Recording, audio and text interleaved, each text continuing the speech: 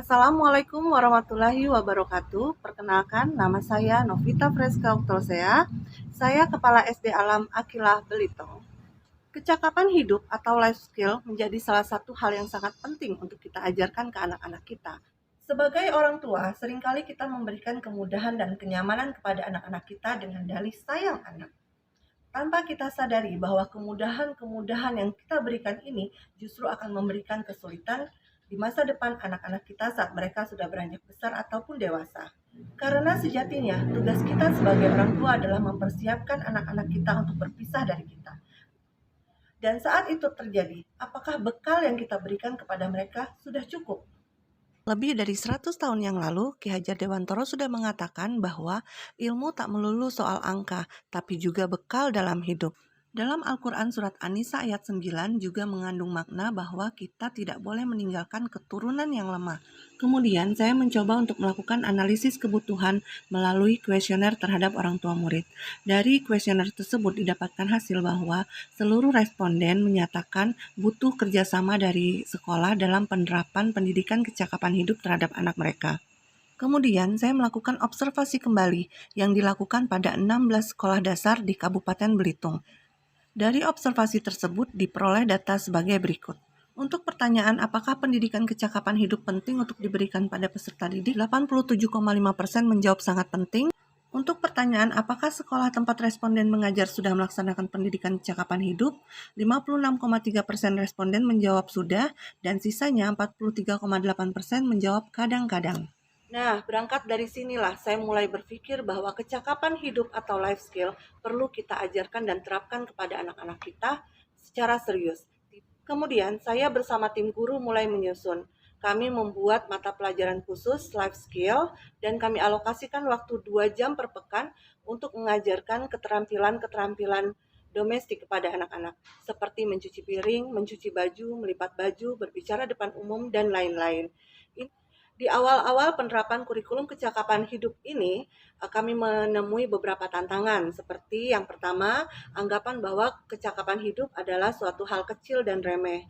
Yang kedua, anggapan bahwa kecakapan hidup memang sebaiknya diajarkan di rumah saja. Yang ketiga, sekolah masih berfokus pada aspek kognitif atau ilmu pengetahuan saja. Lalu seperti apakah kurikulum kecakapan hidup yang kami susun? Berikut adalah peta konsepnya.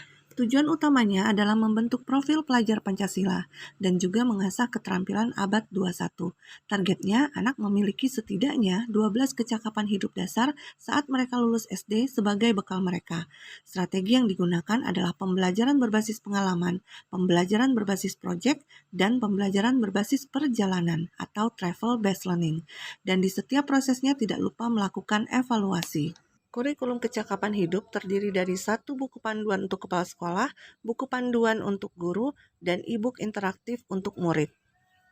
Juga pernah terpilih sebagai karya terbaik kategori inovasi metode pembelajaran pada Festival Guru Berkarya yang diadakan oleh Jaringan Sekolah Alam Nusantara. Untuk experience based learning dan project based learning tentu kita sudah tidak asing lagi. Namun saya ingin mencoba memperkenalkan lebih detail tentang metode travel based learning atau pembelajaran berbasis perjalanan. Pembelajaran dengan melakukan perjalanan memang akan memberikan pengetahuan baru di tempat tujuan.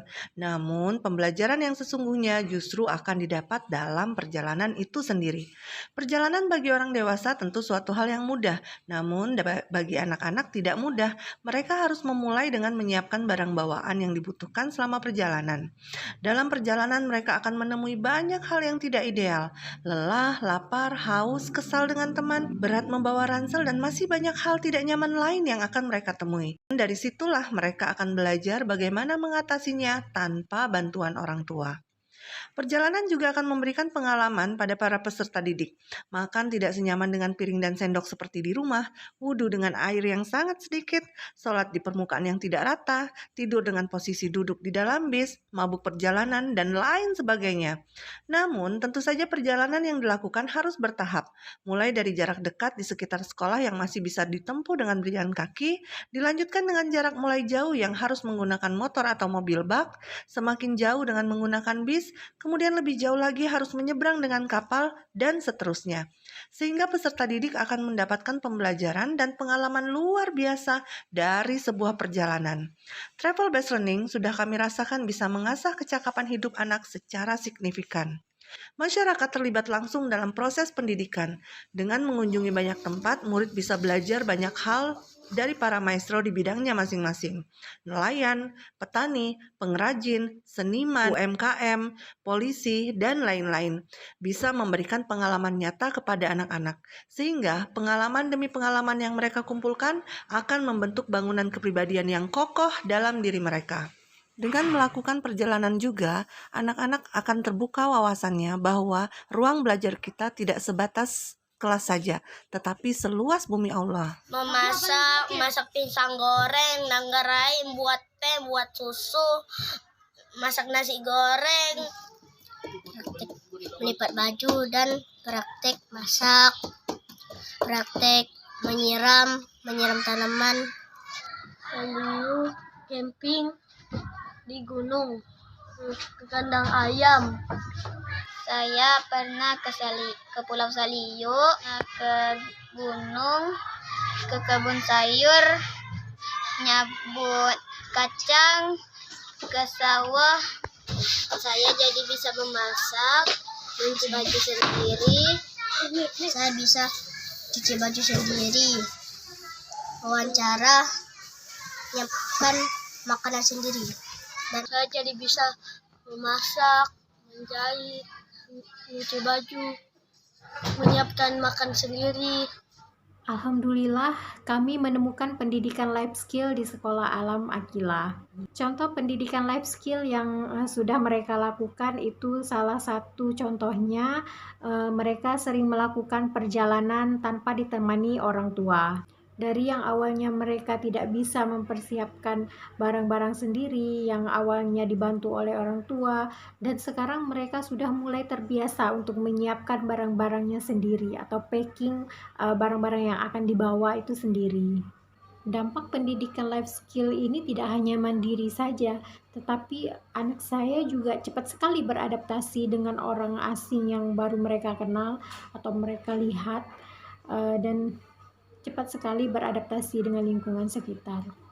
Setelah anak saya mendapatkan pendidikan tentang life skill ini di kehidupan sehari-hari, yaitu ya dampak positif, misalnya lebih mandiri, lebih dapat mengontrol emosi, mulai terbentuk tanggung jawab terhadap diri sendiri, kreativitasnya makin berkembang, perhatian yang lebih baik terhadap keluarga, dan yang paling penting, setiap pelajaran atau ilmu yang baru ia dapatkan langsung diterapkan kembali dan dilakukan dengan perasaan senang tanpa ada paksaan dari siapapun.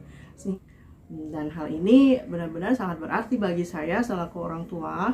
Jadi sekali lagi, kurikulum life skill ini benar-benar penting untuk diadakan agar anak dapat bekal untuk menghadapi kehidupan baik di saat ini ataupun di masa depan.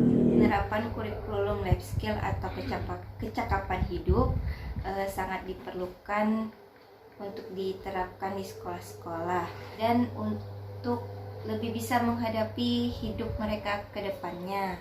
Mendidik anak itu untuk sikap mental, perilaku, dan kepribadian itu berdasarkan penelitian dari umur 0 tahun sampai ke maksimum umur 6 tahun, 10 tahun.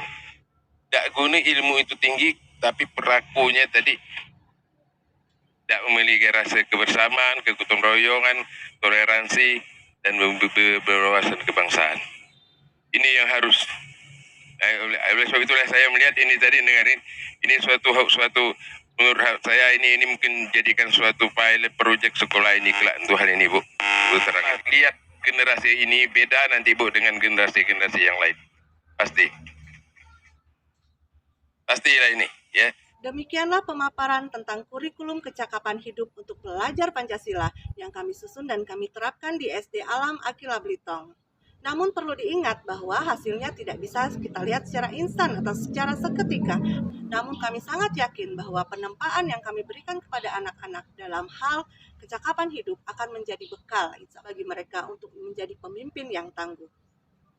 Mari kita ciptakan pembelajaran berkualitas melalui kurikulum merdeka. Semangat! Wassalamualaikum warahmatullahi wabarakatuh.